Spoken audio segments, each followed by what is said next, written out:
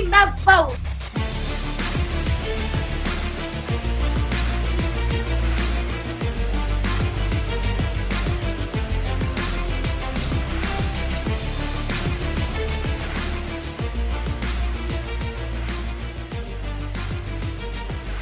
Court is in session with Ryan in Sacktown on If You Don't Like That. Now, Ryan in Sacktown.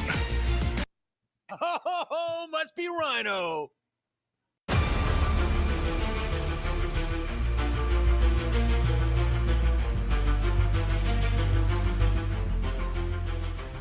It's Taco Tuesday! What up, everybody? It is Taco Tuesday. It is a Beam Tuesday. It is a voting Tuesday. You know, let's start there really quick. This is not a political show. This is not going to be a political take. However, it is going to be a take targeted at everybody that I follow on the X, that I respect, that I am friends with, that somehow we are connected. If I follow you, we're connected in some way. I only follow like 500 people. Not that I'm like some special person. I'm not.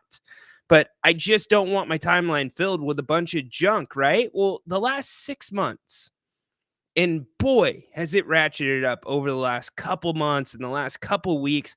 All the political stuff, the commercials, the takes, the tweets, the videos, the TikToks, the reels, whatever the hell you want to call them. It's been all that. So I am Challenge. Coach McCarthy. Hey, man.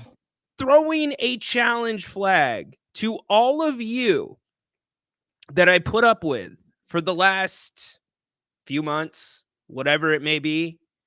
You better get your asses out and vote today. If I find out any of you, I mean, any of you, if one of you has not voted in this election and you've been filling my timeline with these complaints, with these ideas, with these shots across the aisle, whichever side of the aisle you're on, and you don't get out there and at least throw your 2 cents into it when it matters, I better not find out that any of you didn't vote. If you didn't, you are getting blocked. Like, literally, you are getting blocked. Now, if you don't want to vote, that is your responsibility. That is your choice. You don't have to vote. Nobody is holding a gun to your head. But if you're so compelled to thumb out 280 characters along with a video, along with whatever, a claim, and I'm seeing that crap every day,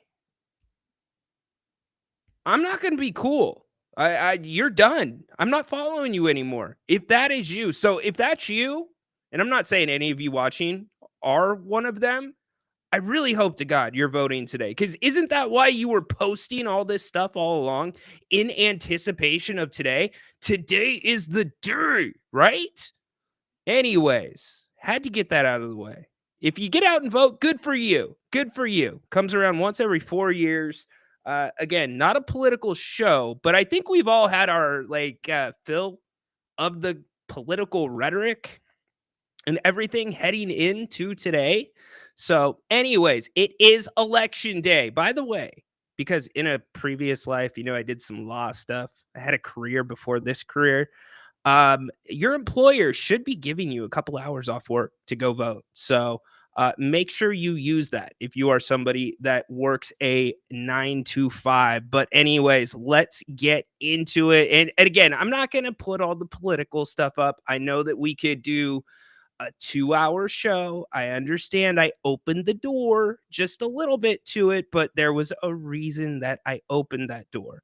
Because after today, I shouldn't have to see any more of that stuff from certain people. And I'm sure everybody here follows somebody on social media that does that or has a friend that's constantly just taking it to that place. Make sure that friend voted. If that friend didn't vote, they're a freaking fraud.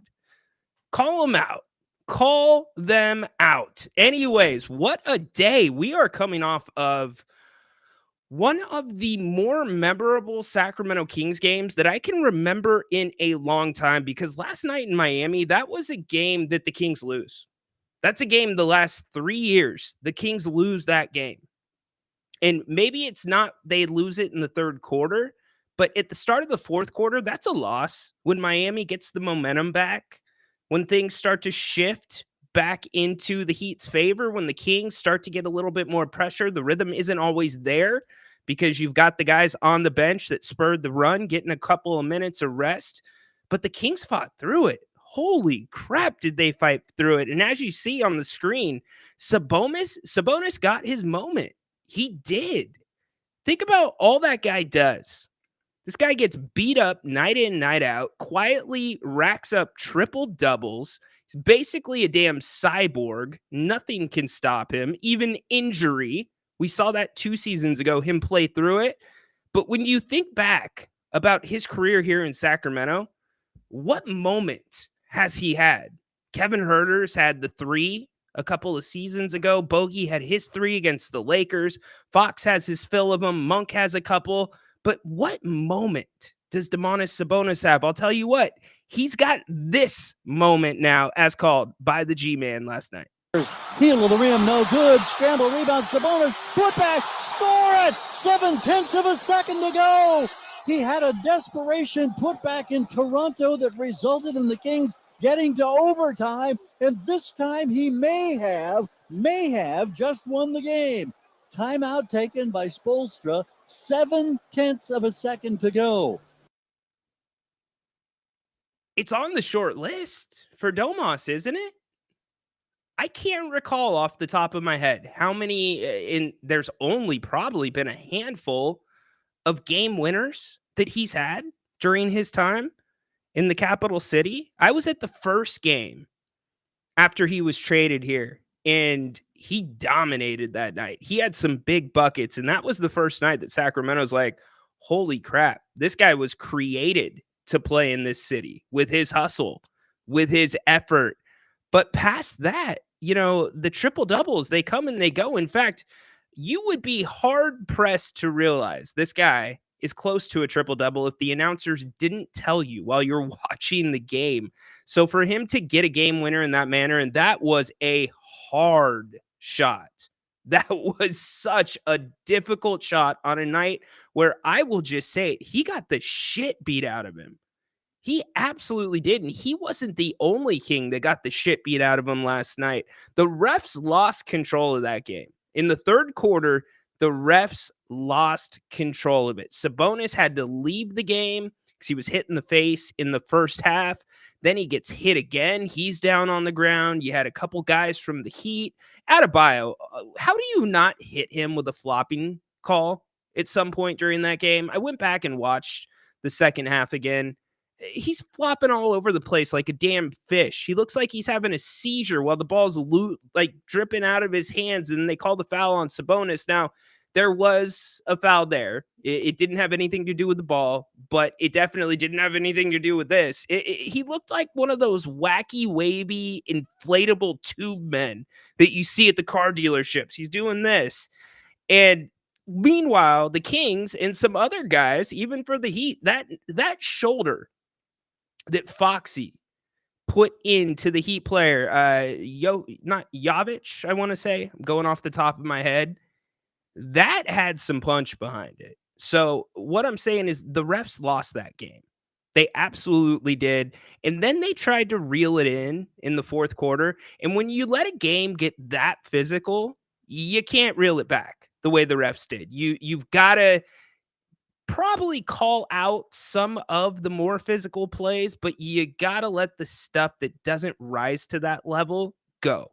And the refs went back to ticky-tack calls, especially the Heat. The Kings didn't feel like they got a lot of the whistles, which, looking at the second half, is pretty true. There was some egregious traveling calls that the refs missed last night. But nonetheless, the Kings come back and get a massive, massive victory. 3-1 on this road trip. Everybody would have signed up and said, hey, Kings go 3-1 on this one. In advance, we'll give you 3-1. You don't have to go on the road. You take it. Everyone here would have signed up for it. Hell, I said I would sign up for it last night on the post-game show. Here's the more impressive stat. Did anybody think in a million years this team would go 3-1 on the road, shooting 29.8% from beyond the three-point line on this trip? It's an incredible statistic. 29.8% from beyond the arc on this trip, and they win still. What it tells me is this team's still trying to figure it out, but you cannot knock the hustle, the effort that you saw on a getaway day. This team was headed home. In fact, they are in the air right now, headed back to Sacramento. They spent the night in Miami last night. So hell of a win by the Kings. We're going to listen to some post-game audio here in a minute. Also, it's NFL trade deadline. If you want to get in here, give your takes about anything that you saw over the weekend, I would love to hear from you. You can use the link right here. It's already in the chat. Put it in one more time. You can hit that, or you can scan the QR code. We will get to the chat here in a second on the Kings Court. Good to have another Kings Court, by the way. It's a daily show usually, but during the season, we get preempted depending on the start times and the other programming going on the channel. Jerry Reynolds has now been traded to Wednesdays. I hate to tell you guys, we have to now share Jerry. So Jerry is now going to be coming on the show Wednesdays at 4:00, and it's going to be on Grant's show. So make sure you mark your calendars on non-game days that are Wednesday. It'll be Grant, Jerry, and myself, 4 p.m. right here on If You Don't Like That, meaning Tuesdays are open for all of you. So get in here, give me your takes. Also, do me a favor, go check out our good friends at Bennett's Westside Grill, their third location in the greater Sacramento area, located in Rockland in the Blue Oaks Town Center. Hit Bennett'sRestaurants.com and you can learn more about all of their incredible specials. Happy hour, 2 to 6, Monday through Friday, weekend brunch, weekend prime rib. Also, last night, wine and dine Mondays, 2 entrees, bottle of wine, under $70. They've got it all, and you can now put in your to-go orders on Bennett'sRestaurants.com. So make sure you go check it out. You can learn more about all of their locations, fabulous menu, prime cuts of seafood and steak, and much more at Bennett'sRestaurants.com. Thank you to them for sponsoring today's episode of the Kings Court. All right, let's get to some of your comments. I'm going to be generous. I'm going to put it up on the screen, but I'm telling you, we're not going political. I wish it was a JR Tuesday. He has been traded to Wednesdays. Can you believe that, Ben? I was not happy about him being traded to Wednesday. No, I'm just kidding. I love it when Grant, him, and I can all get together. Yes, Jay, see that? Voted. There you go. Montezuma back. Aztec Nation. Yes, indeed, Jason. A lot going down on the Mesa. Down in San Diego, hoops just getting going. Man, they played some mean tricks on some of my friends on Halloween. They had some dude in a mask that was hanging behind the goal in the gym, and they had the coaches walk by. My buddy Matt Soria, who is a assistant coach on the team down there, his reaction was hilarious. He just goes. He just jumps back and then he just shakes it off, trying to be like all calm, cool, and collected as a coach. But good job by the digital media team down there. Let's see, Jay. We're still talking politics. Let's talk political. Get HH in here. No. I can only deal with one dose of Haunted Horse a week. I can't do a couple. Let's see, the sightings of DD Banks in the top 3 sightings in Kings history. Ranks, DD ranks. We'll see. We will see. Now, there are some things with DeMar, and it's not just DeMar. It's the entire team that need to get still ironed out. Because the best way that I could give you a quick summary or an analogy of the Kings season so far is it's like watching somebody who's learning how to drive a stick shift. That's really what it is. Sometimes they let off that clutch perfectly and onto the gas and they are cruising along the highway, and other times they freaking stall out. And in the middle, it's kind of You know what I mean? That's the best analogy I can give of this season so far, but it very well could be. I mean, what he's done in the clutch for this team so far this season has been really, really big. Now, I do have a concern in one area, and it's not particularly all on DeMar, but it is an area that's usually very, very important to this team's success, and it is not three-pointers. We'll get to it here in a little bit. Fox for president? Elver, you're gonna, some knuckleheads, by the way. You know what? Good job, Elver. Let's throw another challenge flag. Challenge. Coach McCarthy. Hey, man. Have you seen some of the knuckleheads on the X that are writing in people for their presidential picks, and then they're tagging them with pictures of their ballots?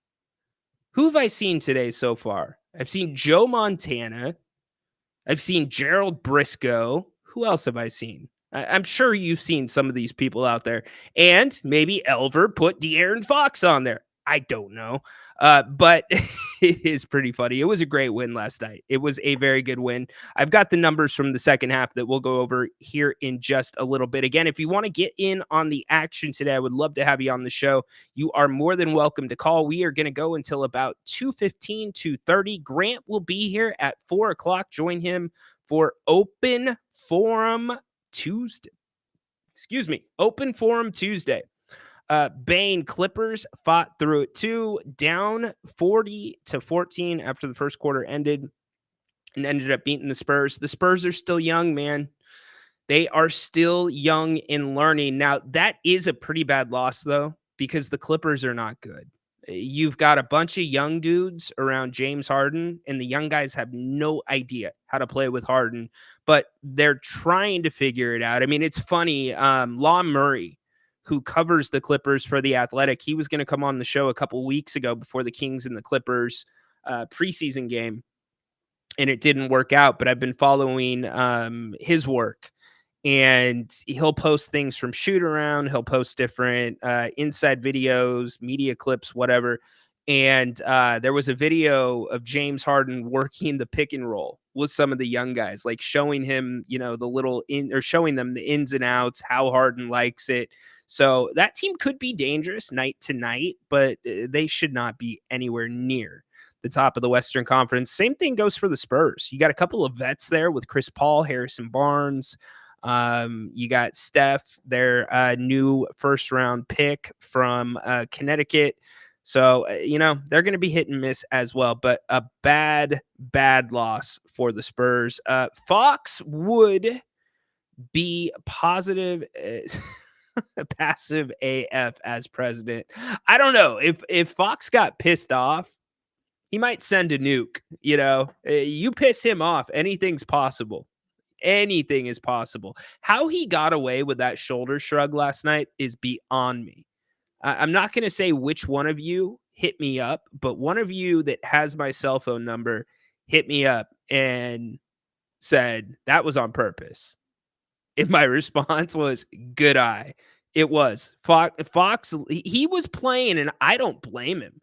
In fact, I love it. It's not like he did anything dirty, but he was rising to the level of the game. That's where it was at. Did you see Bam Adebayo? The way he was just throwing his elbows and his arms around down low was dangerous. And the refs this year have let it go. It's been much like last year, the second half of the season. But last night, it got a little out of control. But Fox, that shoulder, there was something behind it. It was a message. It was much needed. The Miami Heat did not feel the Kings whatsoever in the first half. Coach Brown talked about that after the game. In fact, we're going to get to some audio from last night. Actually, here's Keegan Murray talking about Mr. De'Aaron in the run that he helped the team spur in the third quarter. He's aggressive all the time. And when he's aggressive is when we're at our best. We can go on big runs. So he was the focal point of our run in the third quarter. Damn right, he was the focal point of the run. Now, here's the two things that I saw in the last two games about Foxy. The two things that I saw, and this kind of goes across the board for many of the Kings guards, is the pressure that the Raptors applied really constipated the Kings offense in this sense. The Kings couldn't get downhill. The pace last night was not great. Now, the pace was better in the second half. That was definitely more of a Sacramento Kings pace. But if I look at the fast break points last night, the Kings only had 5 of them. The Kings want to play much faster than that. And granted, they didn't get to the free throw line nearly as much as they do. They only got there 15 times, which also affects the pace. Miami shot 30 from the line. That was too many. That was way too many. Again, refs lost control of that one. Even if the Kings lost that one, I wouldn't blame it on the refs, but you're going to get somebody hurt if you don't rein that in a little bit, because those dudes, those guys, the Kings are not afraid to play to that level. And you saw it last night, that shoulder from Foxy. Here is Coach Brown with his thoughts on the game last night. Road trip for us. Dropping the one in Toronto obviously was tough, but our guys stayed with it and fought their way back into that game multiple times to give us a chance in overtime. So, and then to get the other 3 with the travel and all the stuff, I applaud our guys. We challenged our guys to take care of the 3-point line, to be a little bit more physical in the second half and try to take care of the 3-point line a little bit better in the second half. And Miami was 4 for 16 from the 3 in the second half. That was a huge, huge difference for us. I don't know. I got to go back and watch the film, but man, it seemed like they marched to the free throw line every time. It's tough. It's tough to beat a good team like that in their gym. When you get out shot from the free throw line 30 to 15.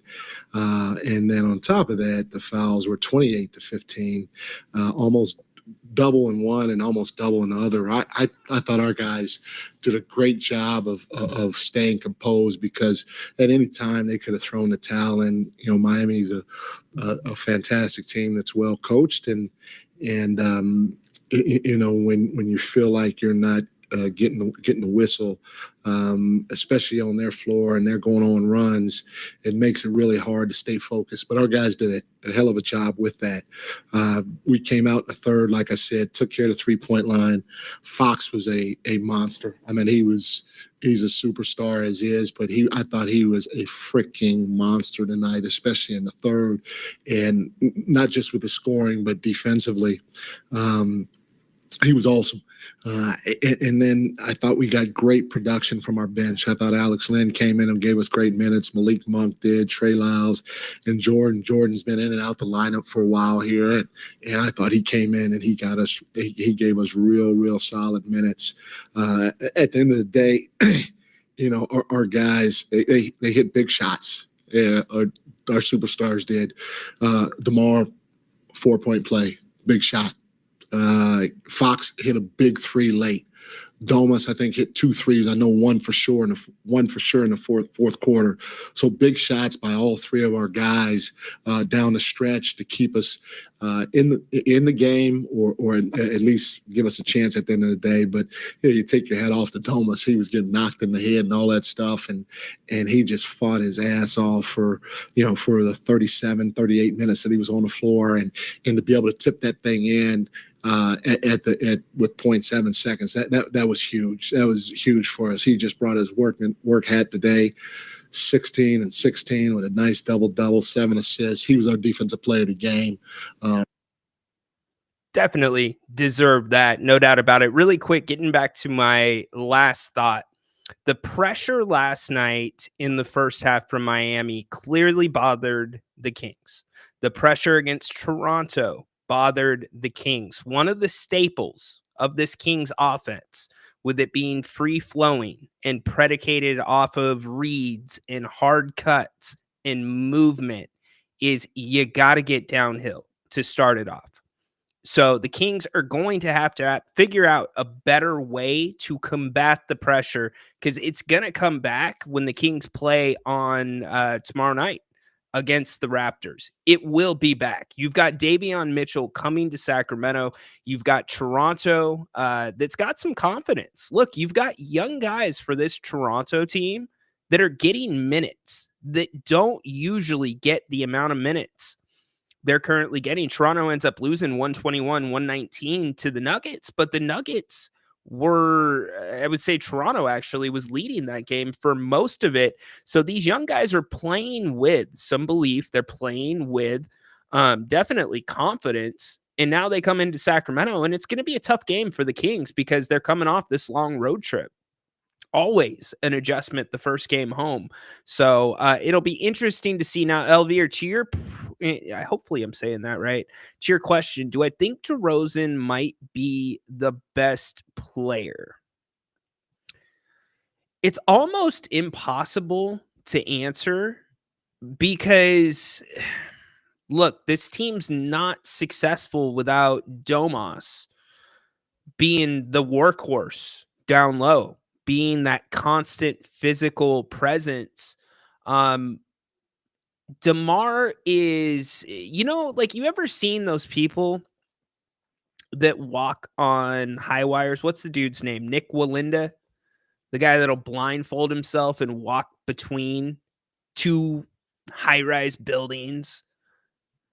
You know that pole that they carry to kind of balance them out? That's what DeMar DeRozan is for this team right now. So I can't say he's the best player, but he is definitely the balance element to this Kings team, because last night, that game would have been done last season. That game would have been done probably the season before DeMar, I just said before like 3 times in a sentence, when DeMar hit that 4-point play.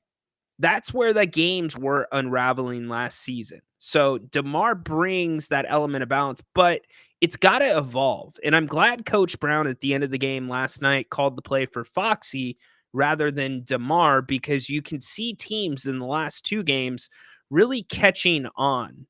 Almost predictable that the Kings are going to go right to DeMar. And credit to DeMar. He's proven his entire career he can hit the clutch shot. He can draw a foul. He is the best person on the Kings team at drawing a foul. How DeMar draws some of these fouls on a nightly basis is beyond me. I watch basketball for a living. I played basketball through college, and I'm even looking at some of these plays like, holy crap, this guy's a magician. Like, it's so, the nuance that he brings to the game, it's almost unguardable, to be completely honest with you. So the fact that they switched it up and the evolution of what you need to see is passing out of those double teams at times. When you watch the second half film, when DeMar started cooking again, the defense is rotating towards DeMar. Somebody is on call to double him at all times. And so that is where I would like to see at times a little bit more ball movement. But because this team offensively is so predicated out of rhythm, it's really hard to ask Keegan Murray, to ask Trey Lyles, to ask some of these other guys that are getting minutes, but not really in the flow offensively or in the same rhythm that maybe a DeMar, a Foxy is in, to make a big shot. Malik can kind of create his own rhythm. We saw that on the last couple games of this road trip. But a lot to talk about, a lot to be positive about with this performance last night. Again, you look at the third quarter numbers, the Kings last night, incredible third quarter, best quarter of the season by far. Hands down, the best quarter this team has played all season long. But that third quarter particularly, what they did was just freaking impressive. It was perfect Kings basketball to a T. So anyways, we've got lots to still talk about with the Kings. Domas has a boxer's face when he walks off the court. Dude, Dennis, that guy, I swear, you ever see those, what is it, Dana White slap fighting? Nobody, the world's number one, could knock out Domas. It would not happen. This dude's got a chin of steel, knock on wood. Definitely a gritty win. Sabonis had so many calls. Yeah, we hit that one for sure. So anyways, going to get more to the numbers last night. Here's my area of concern. I talked about the 3-point numbers for this team. I think it's going to get better, but it's got to be a little bit more balanced with the passing. Guys need to touch the ball a little bit more. Keegan Murray needs to touch it more. Trey Lyles needs to touch it more. Kevin Huerter, you saw the Kings going to Kevin a couple of times at the beginning of the season with set plays to open games. I want to see a little bit more of that. When you have possessions, maybe 4, 5, 6, where Keegan Murray's not touching the ball, where Kevin's not touching the ball, I want to see coach call a play for them and just get them back, reset them back into the flow. Keegan's missing open threes that he should hit. Trey Lyles also missing open threes. Now, Trey's effort has been very good. Defensively, he's been all over the place. Offensively, when he's not scoring, he's tipping balls. He's getting active down low. But in the game against Toronto, he got to the rim. I want to see that continue, but you got to do more to mix these guys in because the assist numbers are not going to cut it for this team. They're not. That is the area that I worry about. The Kings last night had 23 assists. So 23 assists and how many turnovers? 14 turnovers. That is not the turnovers we've talked about, but the assists need to go up. The Kings need to have 30 assists tonight. Period. End of story. 30 assists tonight. This team wins, and that means the ball's moving and everybody is in the rhythm. You look at for the trip. I want to make sure I'm giving you the correct stats. This was versus Miami. So for the trip, here's the assist numbers. The Kings averaged, 24 and a half assists on this road trip. 24 and a half assists. For the season, where does that come out? The Kings on the season are averaging 25.1 assists. So not bad.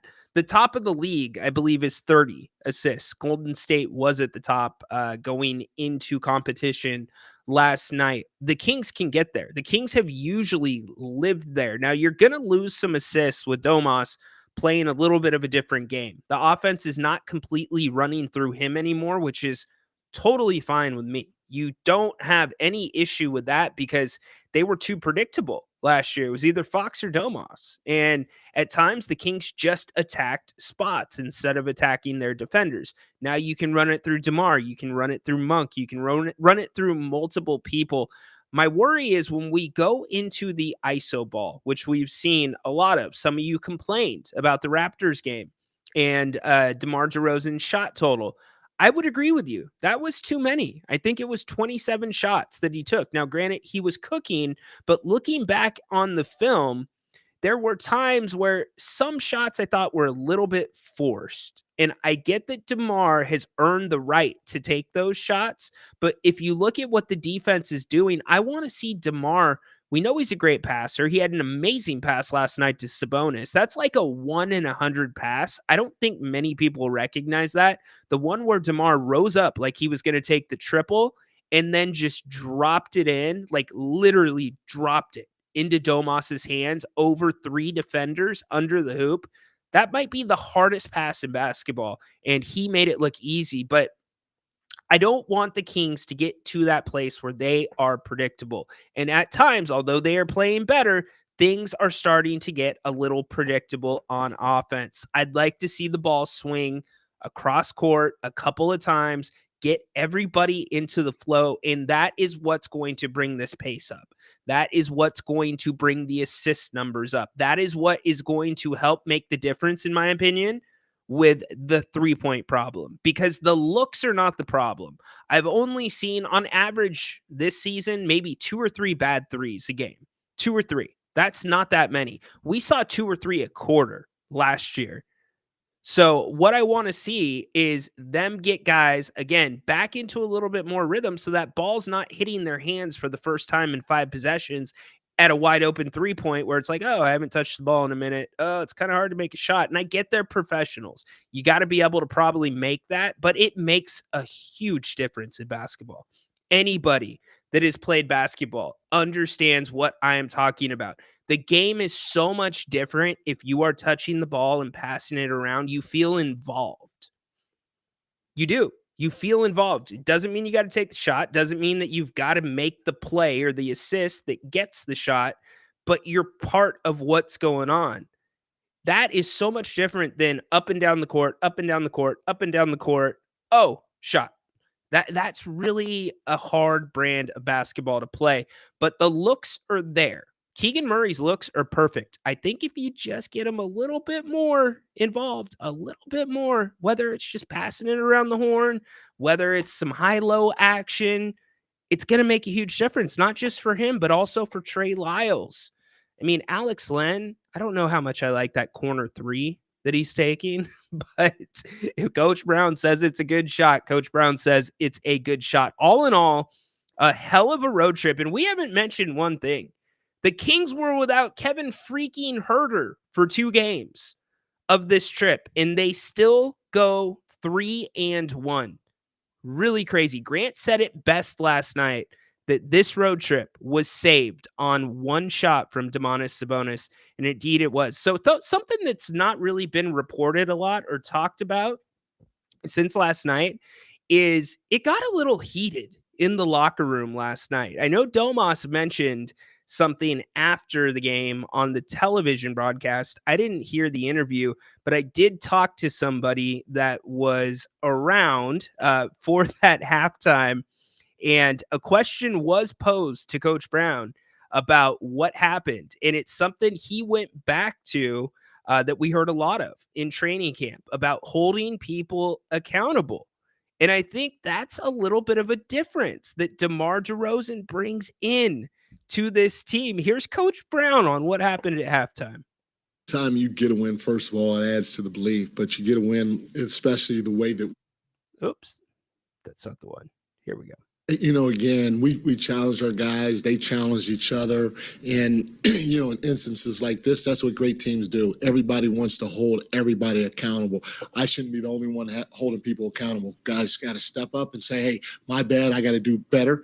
Other guys got to step up and say, hey, you got to do better. You got to do better. You got to do better. But in order to do that, you all have to be playing at a high level, not scoring the ball or anything like that, but just in terms of your effort and your focus, your attention to detail. And that's what it was. It was just everybody holding each other accountable, nobody taking anything personal, and us all knowing at the end of the day, we all had one common goal. That was to try to win the ball game, and that's what we went out and did somehow, some way. Michael. Indeed, they did. They won the game. Good job, Bane. Good job, my man. Definitely flow. Good job, dude. Flow is a good word. Karen even said it is a good word. Yes, flow. So anyways, give me your thoughts on the road trip. Again, the Kings return home. They are on their way back to Sacramento. They will be on the floor tomorrow against the Toronto Raptors. Everybody in the NBA is off today. If you did not know that, everybody is off due to Election Day. The NBA has been doing that for a couple of years. Last night, every team in the association played. In fact, why don't we run that down really quick, give you the updates and the scores. Anybody worried about the Warriors yet? That one guy that I don't like very much, just because I don't like anybody that trash talks Sacramento, especially when they were part of the problem. Yes, I'm talking about you, Buddy Hield. I might not like him, but dude's probably the leading candidate for 6th man of the year right now. Easily, probably the leading candidate. He is freaking cooking in Golden State. He puts in 20 last night. And the more concerning part is dude's getting to the free throw line.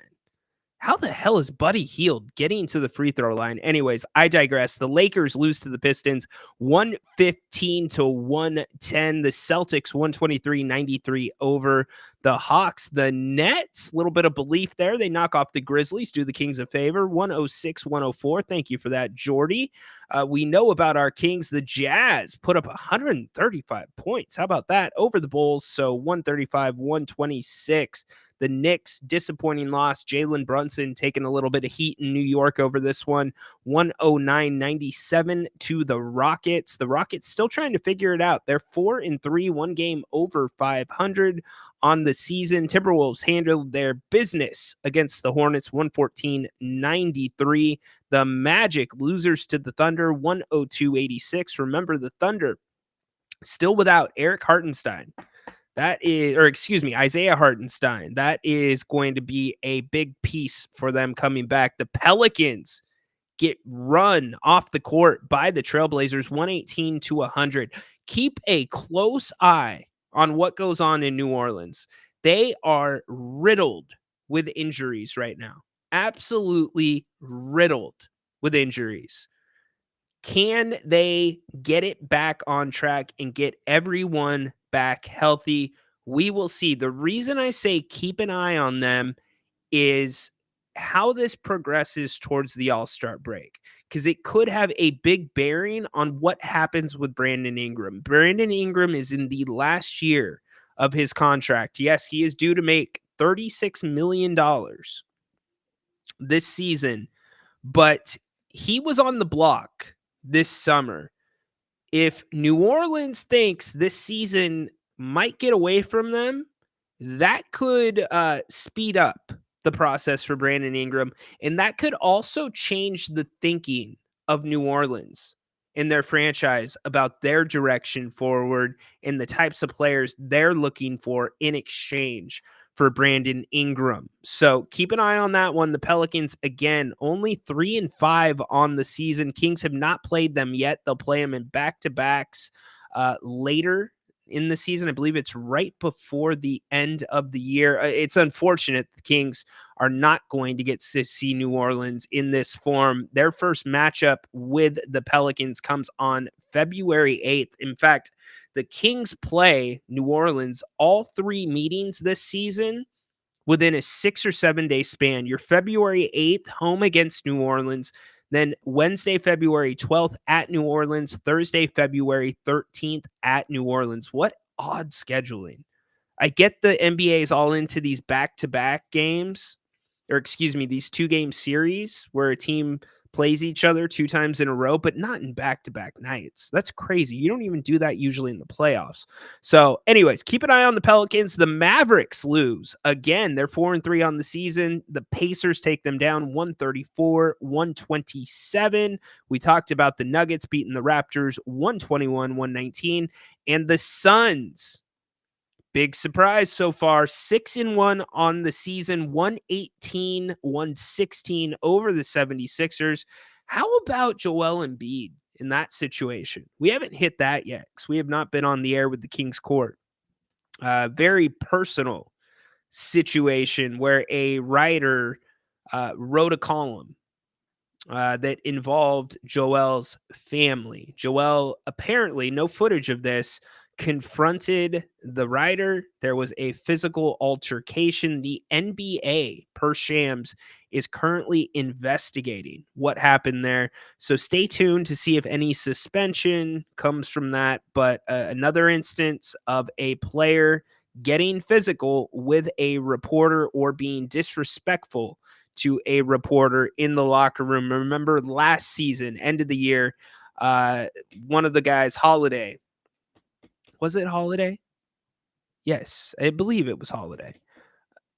No, it was Patrick Beverly. Excuse me. Patrick Beverly told a reporter he would not talk to her because she did not follow his podcast. He then was disrespectful. That was the same game where he nailed 2 fans with the basketball.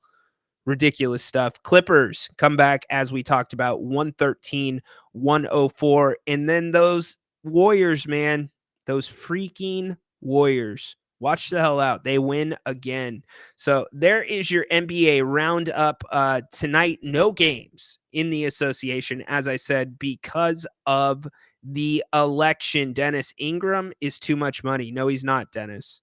The Kings could make that work. Depending on what New Orleans is looking for back, the Kings could make that work. Derek, I don't mind the push from Embiid. Look, you bring family into it. You do something like that. I get it. But here's the other thing. How many layers of people are around these athletes? Usually, you've usually got 2 or 3 layers. You got a fall guy. Send somebody else out to handle that. Maybe send a handwritten note to deliver to the reporter. You want that person to push them? Let that person push them. You cannot do that as the leader of a team, as one of the faces of the NBA. You can't do that. They're going to take that super, super seriously. It's a problem. Now, If you cross the line, I understand that too. It's just got to be handled the right way. And I think that's a problem if he put his hands on them. Let's get Ingram. Here's the thing, O'Brien. The Kings aren't ready today for Brandon Ingram. They're not. They're not. But if we get to the All-Star break, as I look at the Kings numbers for the season, and in fact, why don't we put up, I can't put it up. Well, maybe I can. Hold on. Let me see if I can refresh this and we'll put up the Kings numbers for the season so you guys can see them as well. I'm getting used to this whole screen share thing. It's new to me. So let's throw this up really quick as I'm talking through it. Remember, Grant's going to be here at 2 o'clock or 4 o'clock. Make sure you come back for him. Open forum. He'll be talking a myriad of topics, including NFL, which we have not hit yet. I've got thoughts on Kansas City last night and Todd Bowles not going for 2. How does Todd Bowles not go for 2 last night? That was insane. All right, let's get these stats up here for you. You can look at them as we talk about them. Here we go. No sound, please. I don't know what the pop-ups are going to say. Boom. There's your Kings season stats as we sit. Now, let me take you over here to this number. The Kings are a plus 4.3 in the net rating. That is usually the telltale sign. Oh, do we have news on it, Peter? Is Peter breaking news? Acknowledge me. Peter, did that just break, my friend? It did just break. He is suspended 3 games. Good job, Peter.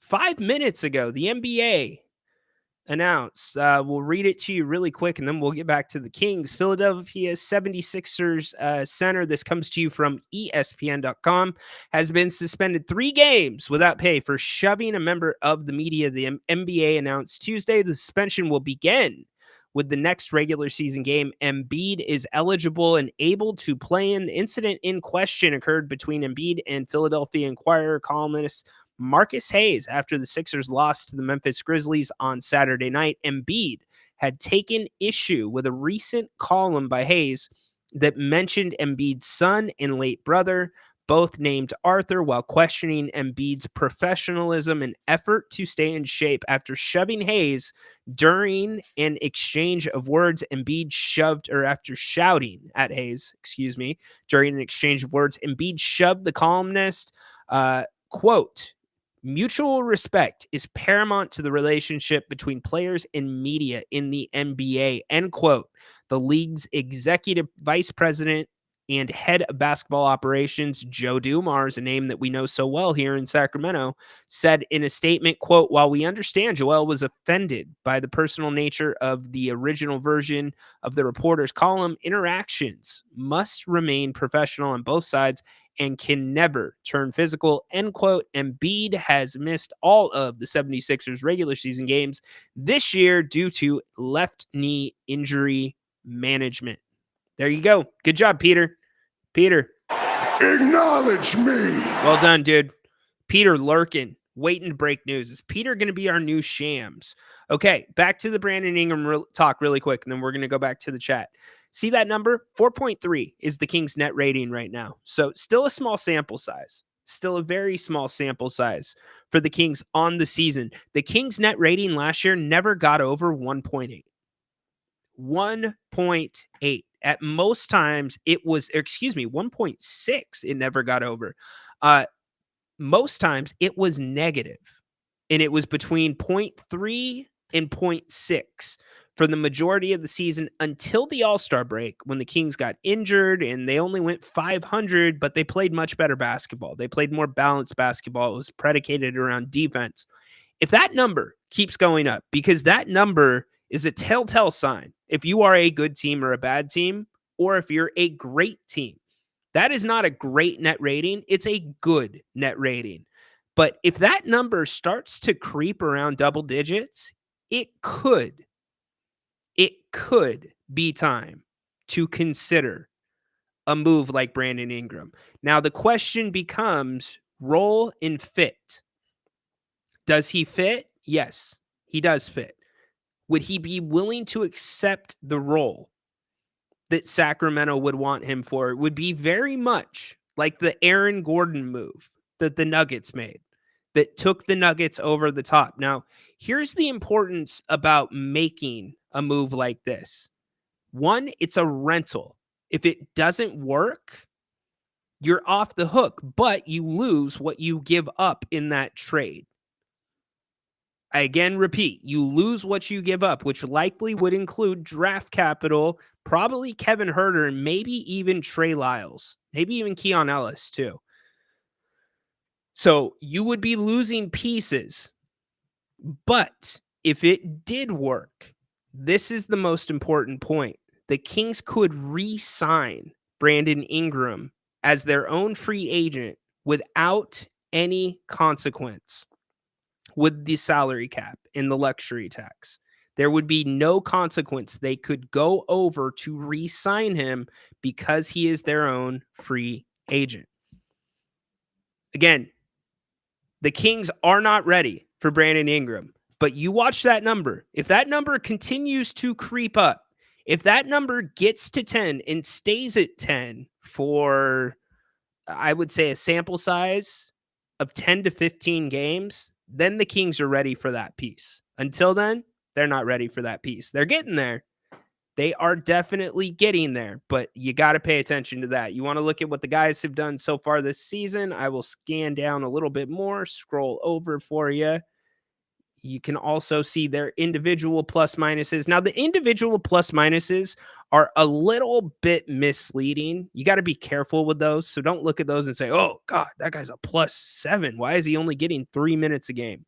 You got to be careful with those. So let's get back to the chat. Let's see. Guru's up in here. Would you do Kevin Huerter in a first-round pick for Herb Jones?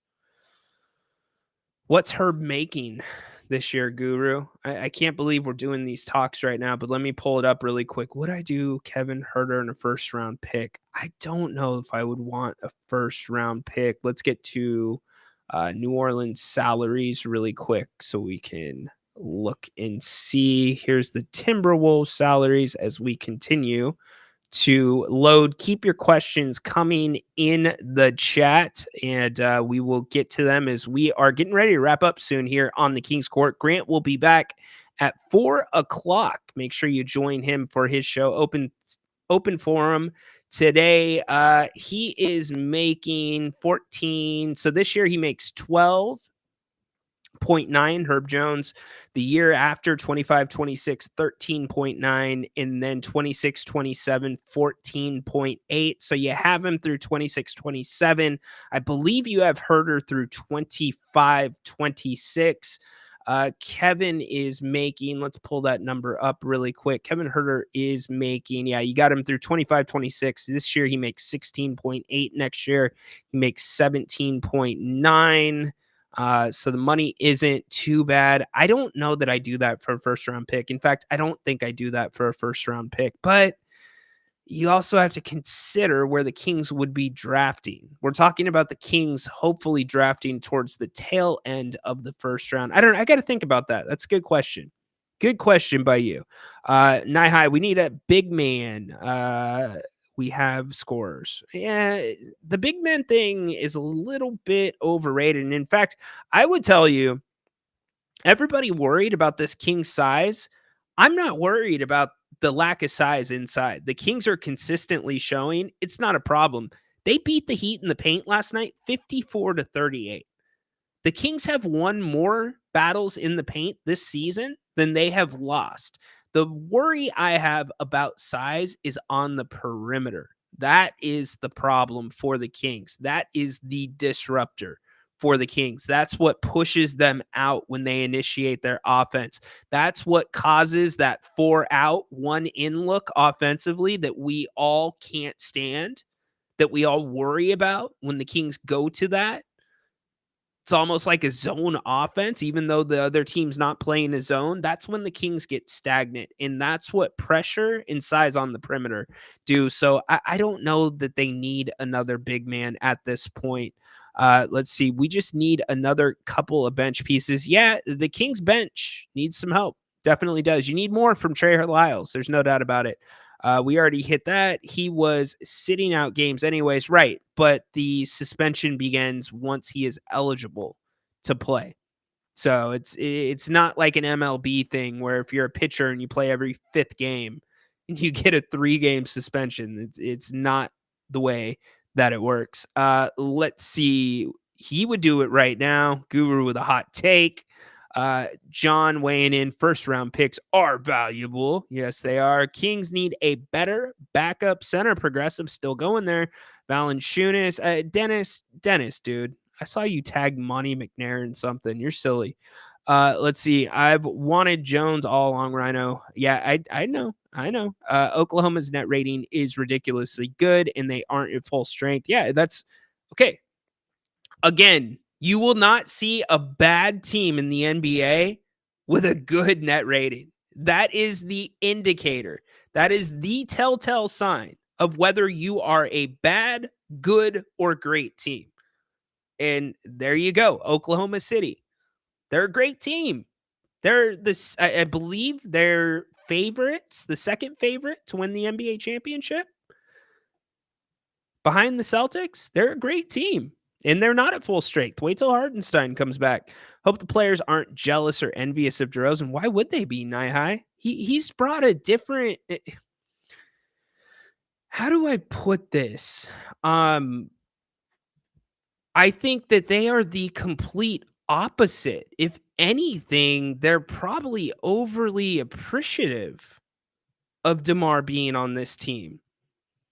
Because night in and night out last season, what was being asked of De'Aaron Fox, what was being asked of Domantas Sabonis was way too much.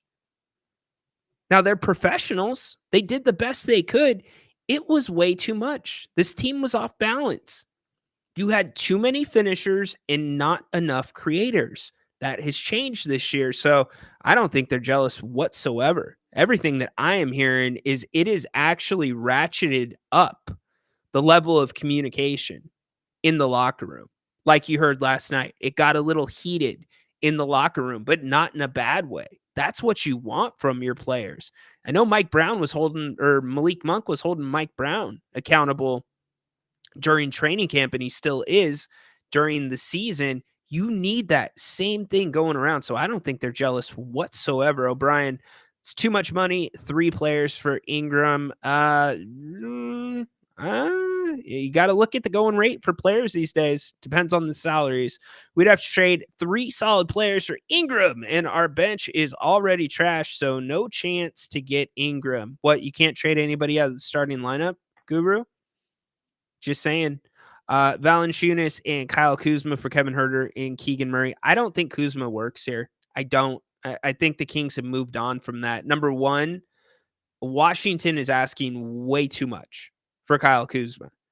You know, when a team is like in love with a player, like the Kings have reportedly been in love with Kyle Kuzma in the offseason and it doesn't work out, the asking price goes up when you know somebody wants a player that bad, especially when the market isn't super strong for that player. But I'm not going to say championship. I'm not saying that puts you into championship role. I think you need more than Kyle Kuzma. Just saying. And we are not trading Fox for him. Who said we're trading Fox? Never said De'Aaron Fox's word. Keegan is never getting traded. Never say never, Dennis. Never say never, my friend. A lot of people said that about Jason Williams. I don't want the Kings to trade Keegan. I love Keegan. I think his future is as solid as anybody on this roster. But never say never. I don't think he gets traded, but if you were, let's talk hypotheticals. This is a complete hypothetical. If you were to trade or entertain trade offers for Keegan Murray, now is the time that you would be doing it, because now is that balancing point between max value for him and where he's at in potential. He's either going to keep going up or going down with his performance, but with what's left on his contract, the Kings have already picked up the option. Next year, you get Keegan for 1.5 years. That's max value. Every day that goes by, the value goes down on Keegan because it's less time you are guaranteed to have him. So I'm not saying he would get traded, but each day that goes on, the less likely it is that Keegan Murray would be traded. Karen, never trade Fox. Disagree. I am not in that boat that would not be open to listening when it comes to De'Aaron Fox. Jonas and Chris is all we need. Nah, I disagree. Both bench guys, we don't need starters. We have the best starting team. No, Dennis, we have the best starting team Sacramento's probably ever had next to the O2, but no, we don't have the best starting five in basketball. Come on. If we had the best starting five in basketball, that net rating would be way better. You're going to tell me our starting five is better than Boston's starting five? I don't think so, dude. Doesn't matter if it's Keon or Kevin. See, now we're stimulating the chat. I like this. Now we're getting into it. We needed to get into some hypotheticals. Want to see Fox have confidence in his jump shot. If he can do that, he will be having 30-point games a lot. I want to see Fox be pissed off for 4 quarters. That's what I want to see. I don't want to see something in the game need to happen to get him into Foxy mode. I want to see Fox have a chip on his shoulder from go. It's hard to ask. That's a hard ask in an 82-game season, but that's what I want to see. Look, Fox, I said it before, he had one of the best off seasons of his career. He focused heavily on free throws. I told you guys in the middle of the summer, the Kings are focusing on the controllables. I straight up told you that. Free throws. We talked about the numbers from last year. That was their focus this offseason, and it shows so far into the season. Going into last night, number 1 in free throw percentage. And not because they're only shooting 5 a game. They've been getting to the line how many times a game? Getting to the line, free throws attempted 25.1 times a game. Night and day from last year. If that continues, I mean this, the Kings will likely, by the All-Star break, have attempted the same, if not more, free throws than they attempted all of last season. That is crazy. Dennis Kuz slipped and has sailed in Sacramento. Yeah, I don't see it happen. Can't believe you would say size is overrated, because if Sabonis gets hurt or in foul trouble, we would have zero chance of winning a playoff series. We need a solid backup power forward or center. I didn't say that size is overrated. I said the notion that this team is too small is incorrect.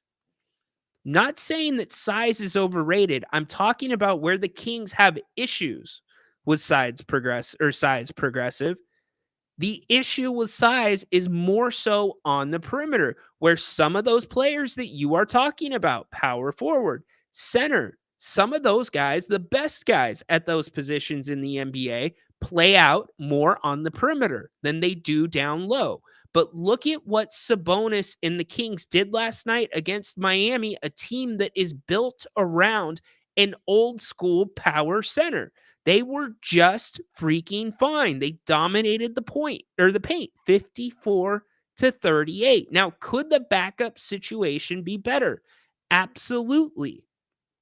Absolutely. I take no objection with that argument. The Kings bench is the weak spot on this team, especially if Trey Lyles does not start to perform a little bit better. Same goes for Malik Monk. In fact, Malik Monk would have been under some scrutiny had Sabonis not made that shot last night, because the corner 3 from Terry Rozier that put them up for Miami, Malik quit on the closeout to go after him. He stopped. We would be having a whole different conversation. Malik has been very good this season. I love the aggressiveness. I love that he got paid. He's going to be just fine. But what we're getting with the lack of depth on the bench, to your point, what we're getting from Malik and Trey, it's not enough. It's got to be more if you are going to continue with that level of depth beyond them. Now, we don't know what we have with Orlando Robinson. That is the one thing that we are holding out for. Once he's ready to go and fully back from the sprained MCL, my guess is you are going to see him worked in a little bit here and there in the rotation. I am hearing they are very curious to see how he would work with the way this team is playing. And I don't blame them, but Alex Len last night, Progressive, gave you very good minutes. Mike Brown said it last night. I played it earlier. He thought Len gave him very good minutes. So my issue is not with the notion that the Kings have a size problem inside. It's a size problem on the perimeter. That is my thing. Could they be better? Yes. But anybody that's saying this team is too small, show me where the statistics say that. The stats don't say that. It's not the big worry that everybody had coming into the season. So I love debating these things. Keep giving me your takes in the chat. Len is our new McGee. Different players, but I see where you're going. I agree. A big man that can shoot, spread the court. It helps. Dude, I get it. I get like a Lopez, like what this team would look like with Lopez during his heyday in Milwaukee. Incredible. Even Vlade. What would this team look like with a Vlade? Way different. Absolutely. It would help. I just don't think it's the most pressing thing. That's all I'm saying. I think there are other things that can go on. Smash the like button. Appreciate it. Give us the thumbs up. Give us a retweet, whatever it may be. If you are just tuning in now, welcome in to the King's Court. Usually a daily show, but during the season, we don't always get to squeeze it in. If you haven't already, make sure you are subscribed here on the channel to If You Don't Like That. There is the QR code for it. You can find all of our programming there, including the entire library, start to current, of pregame, halftime, postgame shows. Man, those early shows, I look like a hostage. I look so scared to be there on screen. But go check it out. Also, a ton of funny and great interviews and good times there on the channel. And then do me a favor, if you've not already, follow me on the X. Make sure you're subscribed to the King's Court with Rhino on Spotify, Apple, wherever you get your podcasts. Make sure you subscribe, because you don't just get the audio from the live show that's here. You get other podcasts and my thoughts after games, breaking down the tape the next day, audio from the locker room and such. But just having you here is a pleasure. Really appreciate it. Ryan in Sacktown with you here on the King's Court, brought to you by Bennett's West Side Grill in Rockland. We are talking hypotheticals. We are talking about how this team can improve, and the great fact that they have come off a 3-and-run road trip, headed home to face the Toronto Raptors. Sports Illustrated article: Kings starting 5 ranked as the best lineup in the NBA. Dated 10/31/2024. Good for them. That's their opinion. That is their writer's opinion. It's not my opinion that the Kings have the best starting lineup in the NBA. I love the Kings. You know that. There's just other starting 5s that I think are a little bit better than this starting 5. Now, that doesn't mean that I don't think this starting 5, when playing at its best, when playing the way that it played last night in the third quarter, to the tune of a plus 20. They were a plus 20 in that quarter. 37 points, only allowing 17. Everything clicked. The pressure, the flow, the court shifted last night. Miami stepped into the Kings' first half shoes in that third quarter. It felt like the teams switched uniforms. That's how special that 5 can be. I think they can compete with anybody. I'm just not ready to say they are the best starting 5 in the NBA, even if Sports Illustrated says as much. It's a good question for Grant. Kick that to him at 4:00. He'll be here on Open Forum. Let's see. Loving all the comments. Keep them coming. We're going to get ready to wrap up here in a little bit. Progressive. Oh, Peter got something on Orlando. Orlando Robinson's contract isn't guaranteed until sometime in January. Otherwise, it's only $500K. Yeah, they're filling him out with that other, 'cause they can carry a couple other that they don't dress. Mason Jones has been, well, actually, Isaac has been the one that's dressing under the two-way contract. But they want to see that was the interesting thing. So that's what tells you right there, Peter, and Progressive and everybody else that's talking about depth. That's what tells you that the Kings have a depth issue. The fact that you're carrying a training camp contract to see if this guy could still play with this team. You're holding a spot on the roster as we sit today to see if he can pan out. And he comes from the Miami system. Everybody that's been around him, that's seen him play, they think that Miami did not get rid of him because of a deficit or some issue with a personality trait. They think that they just had too much at that position, and we all know what happens in Miami. Progressive, we'll just agree to disagree. Fair enough. That's the beauty of this. That is the beauty of this. Kings are a top 10 starting five, but not number one. Yeah, I agree. I would even say probably a top 5 starting 5, in my opinion. I feel like the channel name is too long and hard to find. You guys do a great job.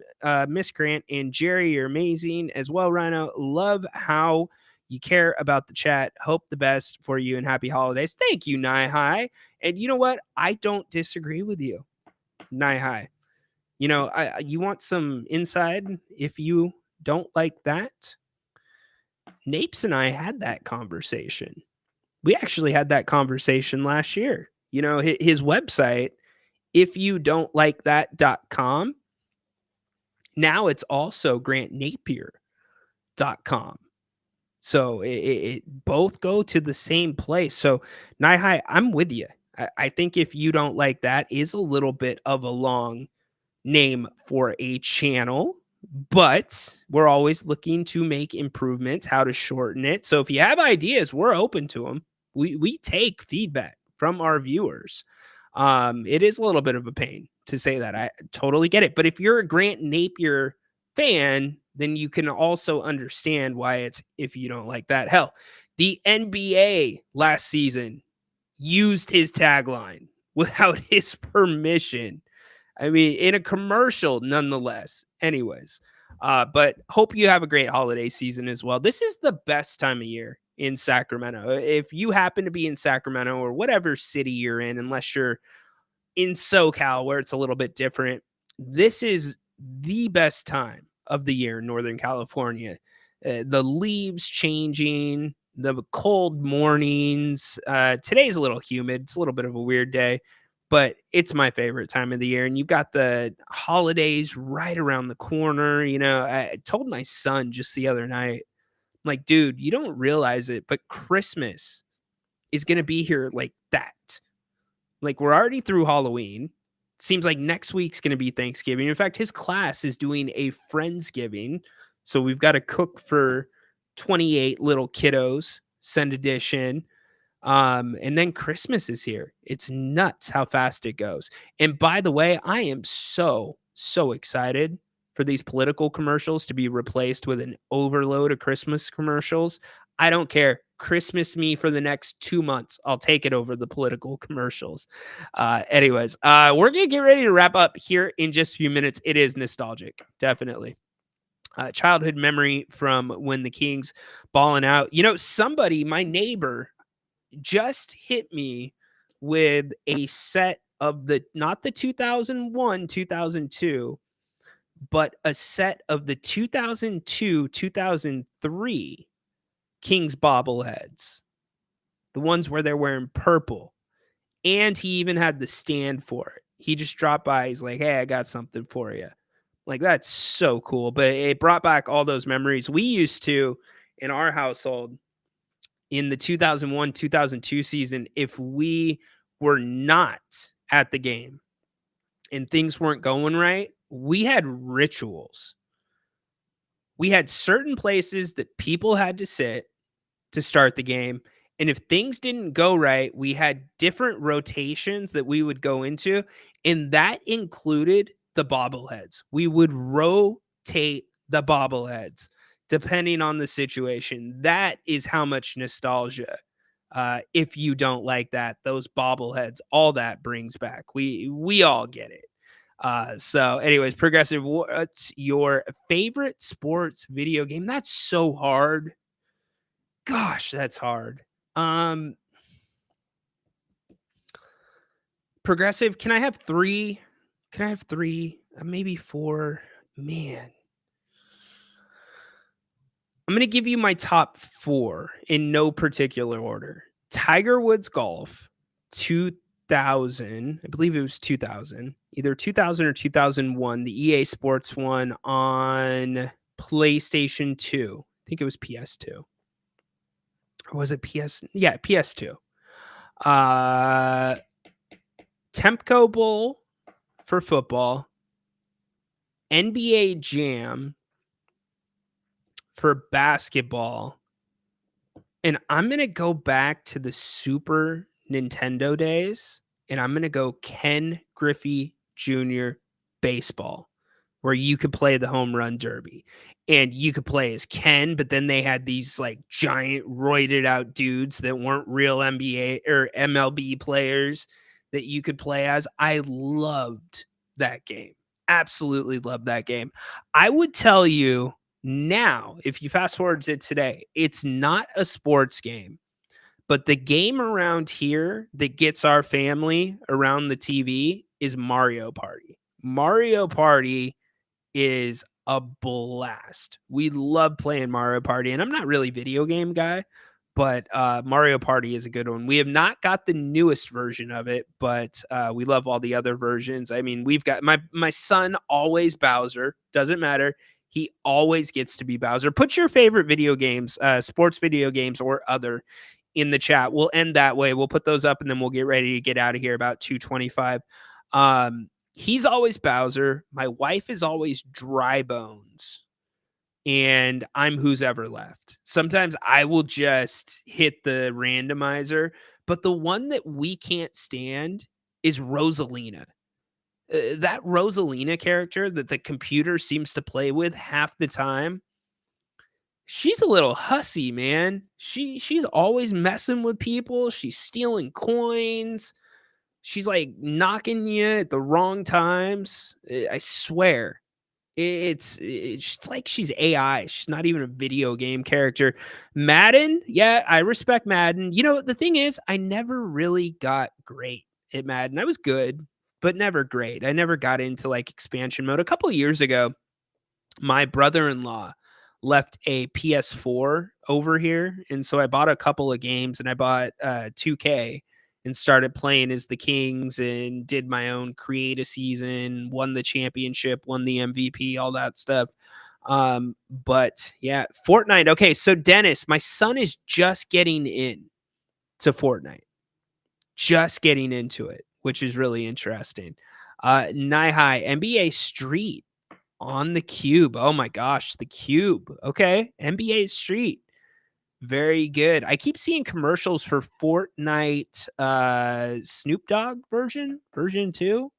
Anything to worry about with my kid playing Fortnite. We put it on the kids mode, so that made us feel a little bit better. Punch Out. There you go. What about Mortal Kombat? Were you guys either Mortal Kombat or Street Fighter? Which camp are you in? I'm probably more Street Fighter over Mortal Kombat. Both very good games, though. Where did I play college basketball? San Diego State, Justin. So play is a loose term because I never actually got to play in a game, but I walked on. I went to open tryouts. I was my college or my high school coach set it up because I had other opportunities straight out of high school, but I didn't want to go. So I didn't want to go to a school that was predicated on sports, like where I went to a Division III college with, like maybe 200 students just to play basketball. I didn't want to make that decision. So I went in open-eyed and very hopeful, had a very good tryout. The team kept me around. I did all all types of stuff for the team. Started videotaping, which then turned into being at practices, started practicing, which then turned into traveling, which then turned into sometimes practicing with the guys and practicing with the women's team. You would not know that, but almost every major Division I program has a group of male basketball players that scrimmage with their women's team.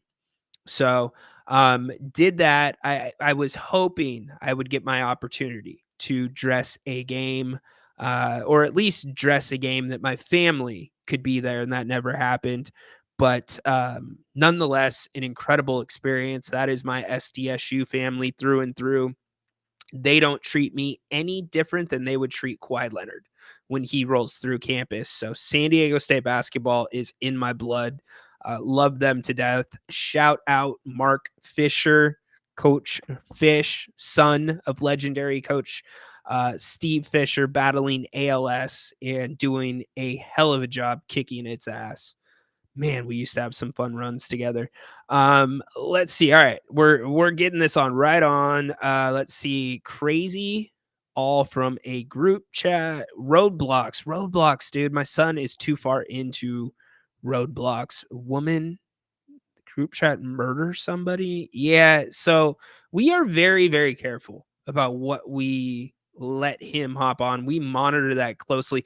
In fact, there was one Roadblocks game. Sorry, we are way off the rails. We have been talking Kings all show, but now we have gone to video games in Q&A. But there was one Roadblocks game where it made it look like almost a Discord, where you were like hitting, like it would say somebody's name and you're hitting the button and you're waiting for them to pop up on screen. And I'm like, oh, hell no. I'm like, Liam, bring me that iPad right now. I thought the kid was like video chatting with people or on Discord. It was a Roadblocks game. They toe the line, dude. They toe the line. And that's how my son got hooked on a certain establishment, because we are sponsored by Bennett's. Go to bennettsrestaurants.com for more information on all three of their locations in the greater Sacramento area. But he got hooked to introduced to a certain establishment that has an adult arcade within it, as well as food and drinks. And they had a Roblox world. So that's where he found that establishment. We told him we'd take him to one after his surgery. And nonetheless, now he is hooked to that establishment. So anyways, did you meet Kawhi Leonard? Yes, absolutely. Kawhi used to come down from Riverside when he was in high school.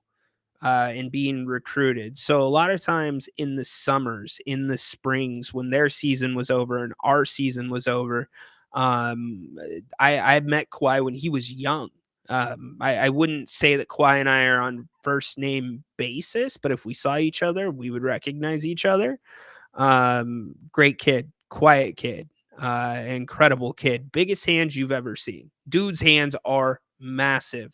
But I guess being around the program at SDSU, it kind of, and even my childhood to agree, in the way that I grew up around athletes a lot, I was a little desensitized to being around them, because like in college, my college days, I got hooked up with Al Biacani, who was the King's strength and conditioning coach at the time, and he would run workouts in the summer for college athletes and pro athletes.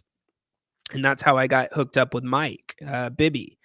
And anyways, we would have a ton of people that would roll through the program at any given time, because what you probably don't realize is Steve Fisher, my coach in college, was the coach of the Fab Five from Michigan. Anybody recognize that? Anybody know that? Yes. He was the coach of the Fab Five. So Jalen all the time would be rolling through. Webb was not around too much. We had Mark Hughes, who was a Michigan player and also an NBA player on the coaching staff. Gary Grant, who was an NBA player and Michigan college player. A lot of those Michigan guys, Juwan Howard, would be rolling through all the time. And then we had Bill Frieder, legendary college coach, around the program all the time. It was a blessing. I'll never forget, and I'll end the show here because we got to get out. One of the coolest games that I got to be a part of was at Texas Tech. So, and remember, you got to put this into perspective. SDSU sucked when I was there. Was not a good basketball team. They're trying hard, always fighting, but the student support is not what it is now. The show was always the show, but it's not as big as it is now. Games weren't always sold out. We didn't play powerhouse teams night in and night out like this team does or San Diego State does now. And by the way, speaking of San Diego State, Rich, who called in last night from San Diego, praying for you, brother. He is battling prostate cancer. He announced it on the show yesterday. He's gone through his 5th treatment already. So if you guys know Rich Flicker from San Diego, a big part of this channel goes back way before this channel. Say a prayer for him. Send him a good thought. We're thinking of you, Rich, and we can't wait for you to kick this thing's ass and get back on the road and travel again. So thinking about you, brother. But anyways, we played at Texas Tech, and Bobby Knight was the coach at Texas Tech. And going to our shoot around at Texas Tech, it was insane because the arena in Viejas Arena, which at the time was not Viejas. What was it for us? It was Cox Arena, which is a cable provider down there in San Diego. But Viejas Arena seats maybe like 11 to 12,000, and it's all one bowl. It's just all one bowl. And so going to Texas Tech, it was as big as Arco Arena. It was massive, right? But then on game day, to be sitting there on the bench and like looking across and seeing Bobby freaking Knight on the other side, crazy. So crazy. Surreal. That one really hit me. And he was pissed that Texas Tech only beat us by about, what was it? I think it was like 2021. He had the team in the weight room. So after the game. So anyways, we're going to wrap up. We're going to get out. Fun show that took a really different left turn at the end. But always welcome to go there and happy to go there. Make sure you come back. Do me a favor. Come back at 4:00. Grant will be here doing an open forum show, talking a lot more about the Kings, talking NFL football, and much more. Your questions, phone lines will be opened up. So come join Grant at 4:00.